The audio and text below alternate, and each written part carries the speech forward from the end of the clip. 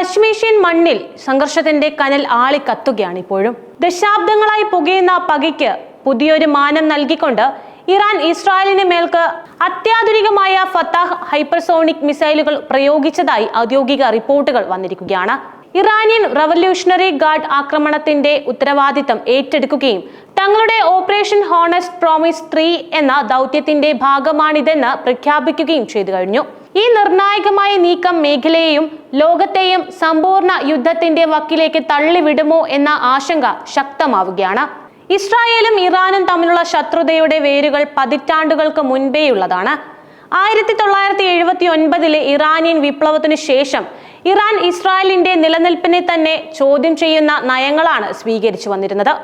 പരസ്പരം നേരിട്ട് സൈനികമായി ഏറ്റുമുട്ടുന്നതിന് പകരം സിറിയ, ലെബനൻ, യമൻ, ഗാസ തുടങ്ങിയ പ്രദേശങ്ങളിലെ പ്രാദേശിക ഗ്രൂപ്പുകളിലൂടെയാണ്, അതായത് പ്രോക്സി ഗ്രൂപ്പുകൾ, ഇവയിലൂടെയാണ് ഇരു രാജ്യങ്ങളും തങ്ങളുടെ സൈനിക നീക്കങ്ങൾ നടത്തിവരുന്നത്.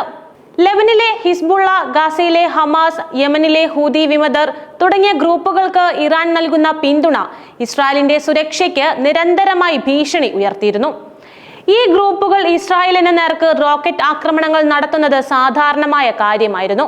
മറുവശത്ത് ഇറാനിലെ ആണവ കേന്ദ്രങ്ങളെയും സൈനിക കേന്ദ്രങ്ങളെയും ലക്ഷ്യമിട്ട് ഇസ്രായേൽ രഹസ്യമായ ആക്രമണങ്ങളും സൈബർ നീക്കങ്ങളും നടത്തിയിരുന്നതായി വ്യാപക ആരോപണങ്ങളുമുണ്ട്. ഇതിന് പ്രതികാരം എന്നോളം ഇറാൻ നേരിട്ട് ഇസ്രായേലിന്റെ നേർക്ക് മിസൈൽ ആക്രമണം നടത്തി.